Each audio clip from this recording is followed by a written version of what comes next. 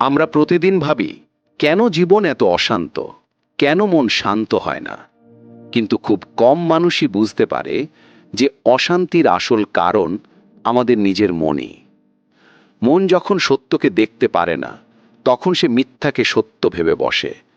ঠিক যেমন একজন অন্ধ মানুষের কাছে পথ জিজ্ঞেস করলে সে পথ দেখানোর চেষ্টা করবে, কিন্তু চোখে দেখতে না পারায় শেষে আমাদের ঝোপঝাড় বা বিপদের মধ্যেই নিয়ে যাবে। আমাদের মনও ঠিক তেমনই।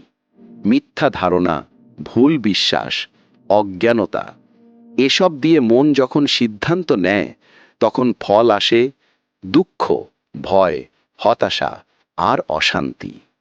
আমরা সুখ চাই, কিন্তু সুখ পাওয়ার ভুল পথ তৈরি করি।